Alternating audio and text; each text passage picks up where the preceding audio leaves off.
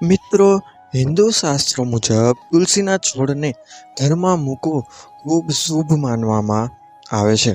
કહેવાય છે કે ઘર પરિવારમાં કોઈ પણ મુસીબત આવતા પહેલા તેની અસર તુલસીના છોડ પર પડે છે. એટલે કે તુલસીનો છોડ ઘર પર આવનારી મુશ્કેલીઓને મુખ્યત્વે પહેલા પોતાની ઉપર લઈ લે છે.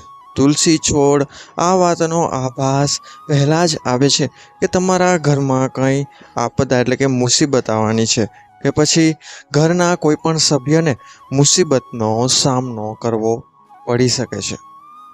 પુરાણો અને શાસ્ત્રો મુજબ માનવામાં આવે તો એવું તેથી થાય છે, એટલે કે આવું થવાનું પાછળ કારણ એ હોય છે કે ઘર પર મુસીબત આવવાની હોય છે, એ ઘરથી સૌથી પહેલાં લક્ષ્મી એટલે કે તુલસી જતી રહે છે.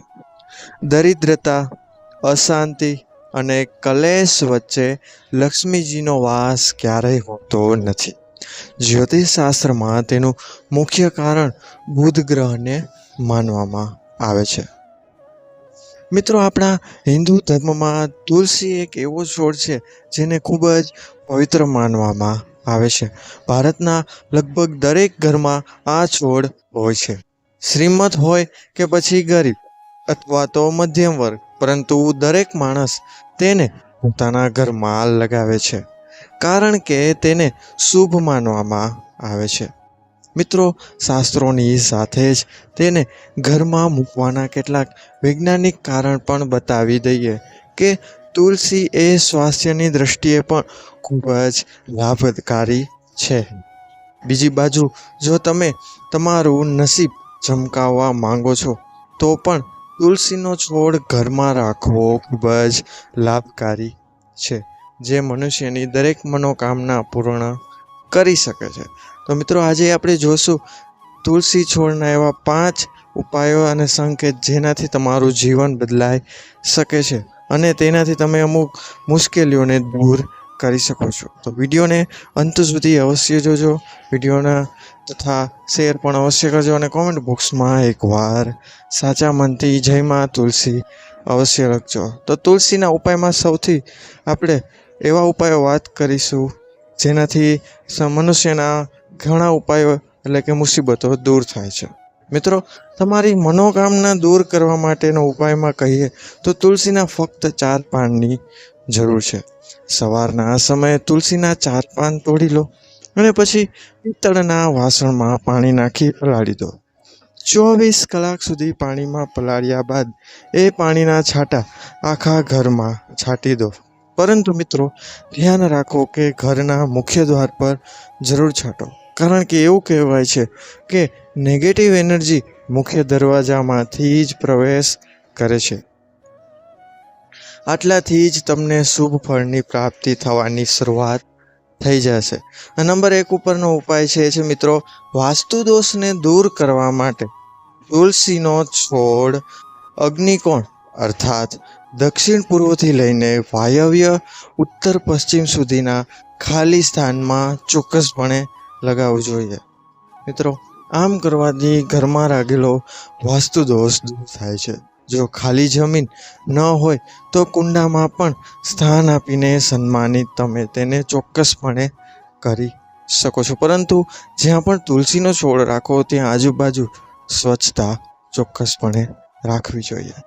ત્યારબાદ તુલસીનો બીજો ઉપાય છે એ છે મિત્રો, તુલસીનું કુંડું રસોડાની આસપાસ મૂકવાથી પારિવારિક કલેશ સમાપ્ત થાય છે, એટલે કે પરિવારજનો વચ્ચે ચાલતો ઝઘડો દૂર થાય છે. તથા પૂર્વ દિશાની બારી પાસે મૂકવાથી પુત્ર જો જીદી હોય તો તેની જીદ દૂર થાય છે. હા મિત્રો, ઘણા પુત્ર જીદી હોય છે, પોતાની વાત મનાવવા હંમેશા તેઓ એગ્રેસિવ રહેતા હોય છે. જો તમારી ઘરે પણ આવું હોય તો તમે તુલસીનો છોડ આ રીતની દિશા પ્રમાણે મૂકવાથી તેમાં રાહત મળી શકે છે. જો ઘરની કોઈ સંતાન પોતાની મર્યાદાથી બહાર છે, અર્થાત નિયંત્રણમાં નથી, તો પૂર્વ દિશામાં મૂકેલા તુલસીના છોડમાંથી 3 પાન કોઈને કોઈ રૂપે સંતાનને મિત્રો ખવડાવવાથી સંતાન આજ્ઞા અનુસાર વ્યવહાર કરવા માંડે છે. નંબર 3 છે મિત્રો, કન્યાના લગ્નમાં મોડું થઈ રહ્યું છે તો અગ્નિ ખૂણામાં તુલસીના છોડને કન્યા રોજ જળ અર્પણ કરે. એક પ્રદક્ષિણા કરવાથી વિવાહ જલ્દી અને અનુકૂળ સ્થાનમાં થાય છે અને લગ્નમાં આવી રહ્યા બધા અવરોધો પણ ધીમે ધીમે મિત્રો દૂર થવા લાગે છે. નંબર 4 ઉપર જઈએ, એ છે મિત્રો કે જો વેપાર ઠીક ન ચાલતો હોય, ધંધો બરાબર ન ચાલતો હોય, ધંધામાં નુકસાની આવતી હોય તો મિત્રો દક્ષિણ પશ્ચિમમાં મૂકેલા તુલસીના કુંડા પર દર શુક્રવારે કાચું દૂધ અર્પણ કરો અને મીઠાઈનો ભોગ લગાવી કોઈ પણ સૌભાગ્યવતી સ્ત્રીને ગળી વસ્તુ એટલે કે ખાંડવાળી મીઠી વસ્તુ આપવાથી મિત્રો વ્યવસાયમાં સફળતા મળી શકે છે. અને આ ઉપાય મિત્રો કરવાથી તમારા ધંધામાં ઘણા બધા ફાયદાઓ થઈ શકે છે. 5મો અને છેલ્લો ઉપાય વિશે વાત કરીએ તો મિત્રો એ છે કે નોકરીમાં જો ઉચ્ચ અધિકારીને કારણે પરેશાની થતી હોય અથવા તમારા ઉપર ખોટી રીતે કામ કરવામાં આવતું હોય અથવા તમારી ઉપર ખોટી રીતે ઓર્ડર કરવામાં આવતો હોય તો ઓફિસમાં ખાલી જમીન કે કોઈ કુંડા વગેરે જગ્યા પણ માટી હોય ત્યાં સોમવારે તુલસીના 16 બીજ કોઈ સફેદ કપડામાં બાંધીને સવારે મિત્રો દબાવી દેજો. આનાથી કલેશ દૂર થશે અને તેમના પ્રત્યે તમારું સન્માનની વૃદ્ધિ પણ થશે. તથા નિત્ય પંચામૃત બનાવીને જો ઘરની મહિલા શાલિગ્રામજીનો અભિષેક કરે છે તો ઘરમાં પણ વાસ્તુ દોષ રહી શકતો નથી અને તે દૂર થાય છે.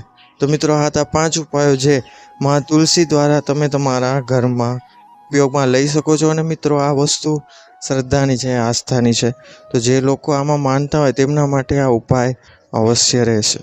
તો મિત્રો વિડીયો જો પસંદ આવ્યો હોય તો આ વિડીયોને મિત્રજનો અને પરિવારજનોમાં શેર અવશ્ય કરજો, જેથી તેઓ પણ આ વિડીયોનો લાભ મેળવી શકે. અને વિડીયો કેવો લાગ્યો તે અમને કોમેન્ટ બોક્સમાં અવશ્ય જણાવજો, જેથી અમને તમારા વિડીયોની રાય મળે.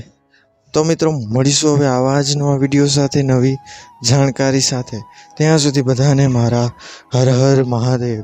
આભાર, ધન્યવાદ, અસ્તુ.